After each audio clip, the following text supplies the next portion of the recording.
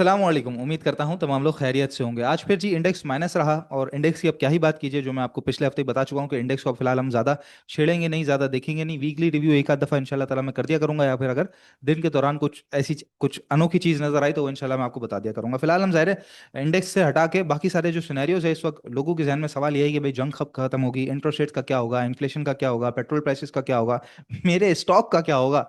सबसे बड़ा जो सवाल है इस वक्त कि मैं कहाँ जाऊँ इस वक्त। तो ये इंशाल्लाह ताला कोशिश ये करूंगा कि अब आने वाले कुछ दिन तक इसी तरह के जो सवालात हैं आपके, तो उसको क्लियर करता जाऊं। जिस जिस तरीके से रिपोर्ट्स आ रही हैं, कुछ खबरें आती हैं, कुछ चार्ट्स आते हैं, तो वो सब चीज़ें रीड करके इंशाल्लाह ताला आपको बताने की कोशिश करता हूं। तो आज इंटरेस्ट रेट तो अनचेंज रहे हैं, 10.5% पे बरकरार रखा गया है। वही बात जो मैं आपसे कर रहा था जुमे के दिन भी जुमेरात के दिन भी, के इंटरेस्ट रेट फिलहाल बढ़ते हुए तो नजर नहीं आते, लेकिन वे फिलहाल फिलहाल बढ़ते हुए नजर नहीं आते।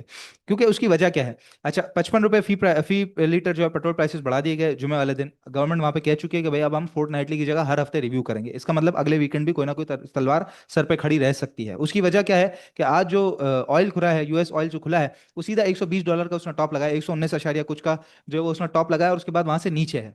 अब जाहिर है जो लोग ऑप्टिमिस्टिक हैं, पॉजिटिव हैं, वो कहते हैं कि भाई $120 से नीचे आ गया है, $103 पे, $102 पे ट्रेड कर रहा है। लेकिन कल ही मैं आपको बता चुका था कि ऊपर आने के बाद जो नीचे आना है इस पर हमें खुश नहीं होना चाहिए जब तक कोई नया हाई ना बने। उसकी वजह क्या है कि अभी भी $67 से मैं जो देख रहा हूँ, वो $67 से $103 पे है। या फिर पिछली क्लोजिंग भी अगर आप लगाते हैं जुमे वाले दिन की, तो $91 से $103 पे, $102 पे इस वक्त ट्रेड कर रहा है। तो अभी भी पिछले दिन की क्लोजिंग से भी $10 से $12 ऊपर है, जो कि हमारे लिए अच्छा साइन नहीं है।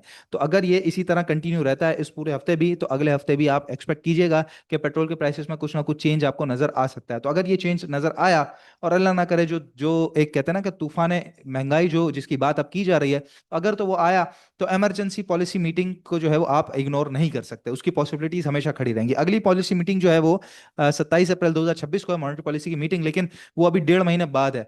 सिचुएशन रोजाना बदल रही है, तो इमरजेंट पॉलिसी मीटिंग भी आ सकती है। तो इस इमरजेंसी को जो है वो आप पॉसिबली जो है वो रूल आउट नहीं कर सकते। ठीक है, तो ये हो गई पहली एक बात।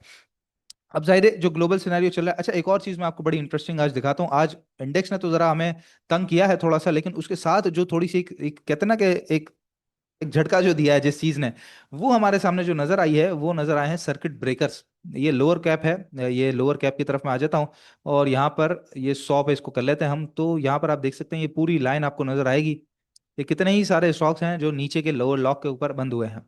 यहाँ पे आप देख सकते हैं अच्छा खासा जो है आज सेलिंग प्रेशर कंटिन्यू है, देखिए खत्म ही नहीं हो रहा। और 86 एंट्रीज हैं जो आज लोअर लॉक पे आपको नीचे की तरफ नजर आई हैं, जिसमें कई सारे स्टॉक्स है। जिसमें साजगार भी है, तो प्रेमा भी है, एसएसजीसी भी है, तो फैक्टो सीमेंट भी है, फिरोज सन्स भी है, तो कई सारे बाइफो भी है, कई सारे एयरलिंक भी है, कई सारे स्टॉक्स हैं जो लोअर लॉक पे आज हमें लगते हुए से नजर आए हैं।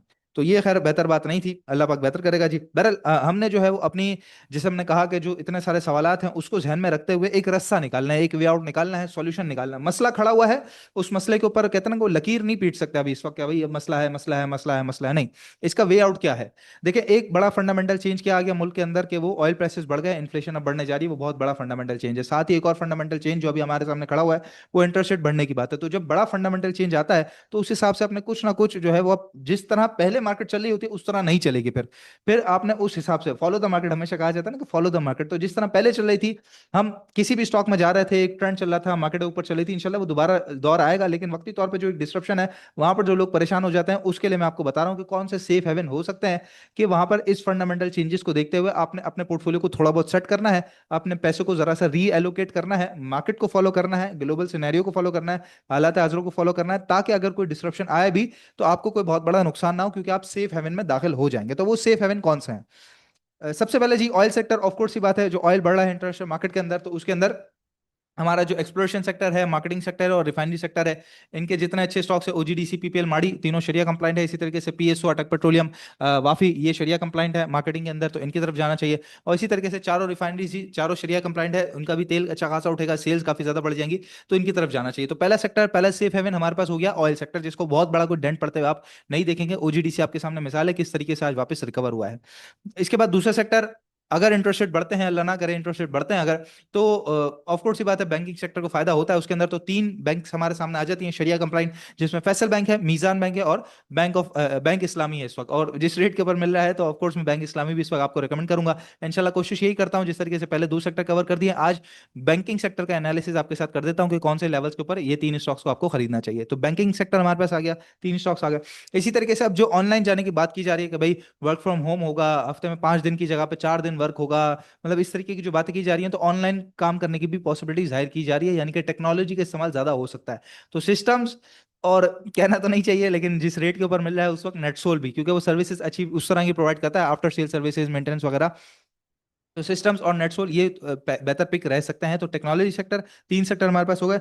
चौथा सेक्टर फॉर्चुनेटली अनफॉर्चुनेटली दवाइयों की सेल्स तो इसी तरीके से चलती रहती हैं, तो फार्मा सेक्टर जी वो फिलहाल नीचे आता हुआ नजर नहीं आएगा। हाँ कुछ थोड़ा बहुत डेंट पड़ के ज़ाहिर है आपको करेक्शन के ऊपर मिल सकती है, फार्मा कंपनीज ऑलरेडी बहुत ज़्यादा सस्ती मिल रही हैं, तो इनके ऊपर भी ध्यान दिया जा सकता है। तो फिलहाल मैं समझता हूँ कि चार सेक्टर हैं जो फ्रंट लीड के ऊपर नजर आते हैं। ग्लोबल सिनेरियो और इंटरेस्ट रेट अगर अल्लाह ना करे बढ़ते हैं तो उसको देखते हुए, जिसके अंदर ऑयल सेक्टर है, बैंकिंग सेक्टर है, टेक्नोलॉजी सेक्टर और फार्मास्यूटिकल स्टॉक्स हैं, ठीक है। अच्छा, जो सेक्टर नेगेटिव इंपैक्ट खा जाएंगे खासतौर पे इंटरेस्ट रेट बढ़ने की वजह से, उसके अंदर दो सेक्टर फ्रंट लीड पे नजर आते हैं, जिसके अंदर सीमेंट सेक्टर है और इंजीनियरिंग सेक्टर है, और जो स्टील सेक्टर जिसे कहा जाता है। जाहिर है इनकी एक तो ट्रांसपोर्टेशन कॉस्ट भी बहुत ज्यादा होती है, अच्छा खासा ट्रॉलर चलता है सीमेंट का, स्टील का, सरियों का, तो पेट्रोल प्राइसेस बढ़े हैं तो कॉस्ट ऑफ डूइंग बिजनेस, और अगर इंटरेस्ट रेट बढ़े तो जो इनके ऊपर कर्जा है तो अच्छा खासा इनको इंटरेस्ट भी पे करना पड़ेगा, तो कॉस्ट ऑफ डूइंग बिजनेस अच्छा खासा इनका बढ़ जाएगा, तो इसी वजह से ही नेगेटिव इंपैक्ट खा जाएंगे। और फिर साथ दूसरा जो स्टॉक हमारा, दूसरा जो सेक्टर हमारे सामने नजर आता है वो है ऑटो सेक्टर। अब अगर यहाँ से इंटरेस्ट रेट्स अगर बढ़ते हुए हमें नजर आए तो ऑटो फाइनेंसिंग जो है वो भी थोड़ा सा डिक्रीज होना, डाउन साइड पे आना शुरू हो जाएगी, और वैसे भी इन्फ्लेशन जिस तरह से बढ़ रहा है तो गाड़ियों की सेल्स पे कुछ ना कुछ नेगेटिव इंपैक्ट आ सकता है। तो ये तीन सेक्टर थोड़ा सा नेगेटिव साइड पे हमें नजर आते हैं। तो ओवरऑल सिनेरियो ये है जी, जो स्टॉक्स आपको बताए गए हैं, जो सेक्टर्स आपको बताए गए हैं, उनके अंदर ही जाना चाहिए, फिलहाल सेफ हेवेंस की तरफ जाना चाहिए। पैसे आज भी कई सारे क्लाइंट्स ने हमारे जमा कराए हैं, ऐसा नहीं है कि लोगों के पास पैसा नहीं है, पैसा है मौजूद, लेकिन थोड़ा सा मैं समझता हूँ कि लोगों की जो फ्रस्ट्रेशन है, जो लोगों का, क्योंकि सबर हमारे अंदर कम होता है, जाहिर है मैं चाहता हूं कि मेरा कंप्यूटर जैसे ही मैं ऑन करूं तो फौरन से खुल के सामने स्क्रीन मेरे सामने आ जाए। मैं चाहता हूं कि मोबाइल पे किसी को भी कॉल लगाऊं तो फौरन से कॉल लग जाए। मैं चाहता हूं कि मैं नीचे अपनी गाड़ी स्टार्ट करूं तो फौरन से अपनी जो मंजिल है, मकसूद है, वहां तक पहुंच जाऊं। मैं चाहता हूं कि सुबह मैं उठूं तो कपड़े इस्त्री हुए मिले, नाश्ता मुझे तैयार मिले, मैं फौरन से दफ्तर पहुंच जाऊं। तो जल्दबाजी सब चीज के अंदर है, सिर्फ स्टॉक मार्केट के अंदर नहीं, क्या मैं आप पैसा डालूं और पैसा फौरन, हर चीज के अंदर जल्दबाजी है। अब वो किस वजह से है, इंसानी फितरत है, क्या है, खैर हमारा इस वक्त जो रिदम है वो इसी तरह का है कि जल्दबाजी हर चीज के अंदर है। सिर्फ स्टॉक मार्केट की मैं यहाँ पे बात नहीं करूंगा। तो जल्दबाजी वाला जो एक हमारा जहन जो चल रहा होता है ना, जो हम मोटरवे से चलते हैं और जब शहर के अंदर आते हैं, तो वो जो जहन है अभी भी चल रहा होता है कि मार्केट बहुत तेज रिटर्न देगी, तो वो अभी फिलहाल नहीं दे रही। तो इसलिए थोड़ा सा इंतजार, थोड़ा सा फ्रस्ट्रेशन वो लोगों को परेशान कर रहा है। लोगों का जो स्टॉक नीचे खड़ा हुआ है वो परेशान नहीं कर रहा, कब ये खत्म होगा और कब जल्दी से वापस ऊपर आएगा, वो जरा से जो जो जल्दी है वो लोगों को थोड़ा सा परेशान कर रही है। तो इसलिए मैं आपको बताता चलूँ जी, स्क्रीन को बंद कर दीजिए, इस वक्त कोई जरूरत नहीं है स्क्रीन देखने की। बहुत जल्दी रेट आते हुए आपको नजर नहीं आएंगे, अगर अल्लाह ताला ने चाहा तो इंशाल्लाह ताला आ जाएंगे, लेकिन जो सिनेरियो बना हुआ है उसके हिसाब से मैं बता रहा हूँ, थोड़ा सा वक्त अभी यहाँ पे ज्यादा है। जब तक जंग खत्म नहीं होती या कुछ बेहतर खबरें नहीं आती, हम इसी तरह साइडवेज में या थोड़ी सी गिरावट के पीरियड में मार्केट को देखेंगे, जहां पे अच्छे स्टॉक्स हमें नीचे खरीदने का मौका मिलता रहेगा।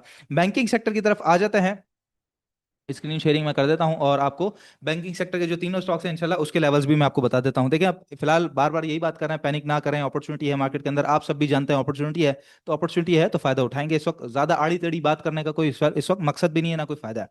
तो बैंकिंग सेक्टर के अंदर सबसे पहले आ जाता है BIPL, सामने ही आपको नजर आ रहा है, ऑल्दो ये 200 मूविंग एवरेज से फिलहाल तो नीचे ट्रेड कर रहा है, लेकिन नीचे ट्रेड करने के बावजूद भी हमने हर सिनेरियो को देखना होता है। तो फिलहाल ये है कि बहुत बड़े अपने सपोर्ट एरिया के ऊपर मौजूद है। ये आप देख सकते हैं, बड़ा जबरदस्त किस्म का इसका जो है वो एक कंसोलिडेशन जोन पहले चल चुका है, तो इसी एरिया के करीब 23-22 रुपए, 24 रुपए, 21 रुपए, ये बड़ा बेहतरीन किस्म का इसका एक्यूमुलेशन वाला एरिया होगा। और बड़ी जबरदस्त चीज इसके अंदर जो नजर आ रही है वो ये नजर आ रही है कि RSI के अंदर बुलिश डाइवर्जेंस है, जो कि बहुत बड़ा एक इंपैक्ट इसके अंदर डालेगी, एक बड़ा पॉजिटिव साइन इसके अंदर मौजूद है। तो ये एक अच्छा रिवर्सल आपको ऊपर लेते हुए तकरीबन 26, 80, 27 रुपए, 27 रुपए 70 पैसे, 80 पैसे, ऑलमोस्ट 28 रुपए तक रिवर्सल एक नजर आ सकता है। तो इसके अंदर भी अच्छा खासा इंक्रीज आपको मिल सकता है। तो इसको खास तौर पे मैं समझता हूँ ट्रेडर हजरात या जो वो लोग जो छोटे पैसे के अंदर स्टॉक खरीदना चाहते हैं, तो बैंकिंग में BIPL में बिल्कुल जाना चाहिए, बुलिश डाइवर्जेंस RSI की बनी हुई है। दूसरा स्टॉक हमारे पास है फैसल बैंक। अच्छा, फैसल बैंक के अंदर फिलहाल कोई डाइवर्जेंस वगैरह तो नहीं है, और दूसरी एक चीज ये है कि इसने 200 मूविंग एवरेज जो कि जुम्मे तक तो इसने सस्टेन किया होता, आज तोड़ दिया। आज गैप डाउन इसने ओपनिंग दी है और उसके बाद कंटिन्यू सेलिंग प्रेशर रहा और नीचे की तरफ ये बंद हुआ है और इसने अपना जो 200 का लेवल था वो तोड़ दिया। फिलहाल के लिए है कि जी बड़े सपोर्ट पे मौजूद है, लेकिन यहाँ से रिवर्सल लेना जरूरी था। फिलहाल करंट जो पोजीशन पे आज बंद हुआ है, इस वक्त मैं बाइंग रिकमेंड नहीं करता। कल के दिन अगर ये वापस आया कुछ बेहतर क्लोजिंग दे तो फिर इंशाल्लाह कल की वीडियो में मैं आपको अपडेट कर दूंगा और फिर ये 83 85 तक आपको रिवर्सल लेता हुआ सा नजर आएगा फैसल बैंक। तो फिलहाल एक दिन का इंतजार है जरा फैसल बैंक में कि मजीद सिचुएशन हम क्लियर होने दें इसके अंदर। तीसरा स्टॉक, आखिरी स्टॉक बैंकिंग सेक्टर से, वो है मीज़ान बैंक। जबरदस्त किस्म का इसके अंदर भी जो है वो यहाँ पे आप देख सकते हैं बुलिश डाइवर्जेंस इसके अंदर मौजूद है। इसके जो जो कैंडल्स हैं ये देखें, बुलिश डाइवर्जेंस के अंदर मौजूद है। कैंडल जो है वो सीधी सीधी आपको नजर आती हैं। डबल बॉटम की सिचुएशन है, बुलिश डाइवर्जेंस है। साथ ही 200 मूविंग एवरेज उससे भी इसने जबरदस्त किस्म का सपोर्ट ले लिया और आज करीबन 16 रुपए पिछले दिन के उससे जो माइनस है, लेकिन ग्रीन साइड पे इसकी क्लोजिंग हुई है। तो बेहतर तरीके से क्लोजिंग हुई है। जो ओपनिंग हुई थी इसकी 420 रुपए पे और जो क्लोजिंग है 28 रुपए, तो ऑलमोस्ट 8 रुपए प्लस साइड पे ये बंद हुआ है। तो इसके अंदर भी बाइंग करनी चाहिए। ऑफ कोर्स मेरा जो पिक होगा बैंकिंग सेक्टर के अंदर, जिस तरीके से ऑयल में मैंने आपको बताया था एसएनजीपी और ओजीडीसी है। फर्टिलाइजर में आपको बताया फातमा फर्टिलाइजर, तो आज उसका रिजल्ट आया, 6 रुपए का डिविडेंड भी उसने दिया पूरे साल के अंदर। तो इसी तरीके से बैंकिंग के अंदर मैं समझता हूँ मीजान बैंक में जाना चाहिए और for the very safe side. और फैसल बैंक को जरा एक आध दिन देखेंगे, और अगर छोटे में किसी ने करना हो तो वीआईपीएल। ऑफ कोर्स 3 ही स्टॉक हैं तो ज्यादा चॉइस हमारे पास बनती नहीं है, मल्टीपल ऑप्शन ज्यादा है नहीं। तो मीजान बैंक को मैं पर्सनली ज्यादा प्रेफर करूंगा, तो इसके अंदर बिल्कुल बाइंग करके जाना चाहिए, कोई ऐसी प्रॉब्लम वाली बात नजर नहीं आती। अच्छा, जो स्ट्रेटेजी है हमारी जाहिर है वो इसी तरीके से रहेगी अगले 2 दिन, जैसे मैंने आपको कहा था कि बड़े इंपॉर्टेंट है। तो स्ट्रेटेजी हमारी buying on dips, accumulation on dips. जिसके पास पैसे नहीं है वो उनको बता दिया कि भाई स्क्रीन बंद कर दे, फिलहाल देखने करने का कोई फायदा नहीं है। और जिन्होंने पैसे डालने हैं तो सेफ हेवंस आपको बता दिया, और किन स्टॉक से फिलहाल वक्ती तौर पे थोड़ा सा पीछे हट के रहना है कि हम सिचुएशन क्लियर होने का इंतजार करेंगे कि वो बहुत बड़ा फंडामेंटल चेंज जो आने की बात की जा रही है वो ना आए तो बहुत अच्छी बात है। इंशाल्लाह ताला अल्लाह करेगा कि वो नहीं आएगा। होप फॉर द बेस्ट जी and prepare for the worst. Allah पाक की ज़ात सबसे बड़ी है। बाकी आप लोगों को डिस्क्रिप्शन बॉक्स में हमारा व्हाट्सएप चैनल का लिंक मिल जाता है, और अगर फेसबुक पे देख रहे हैं तो फर्स्ट कमेंट में लिंक मिल जाता है, उसको क्लिक करके जरूर ज्वाइन कर लीजिएगा हमारा व्हाट्सएप चैनल, जो कि फ्री ऑफ कॉस्ट है। आप सभी के लिए भरपूर किस्म की इन्फॉर्मेशन और गाइडेंस वहाँ पे आपको मिल रही होती है। इंशाल्लाह नेक्स्ट वीडियो में आप लोगों से मुलाकात होती है। अपना बहुत ख्याल रखिएगा। अल्लाह हाफिज़।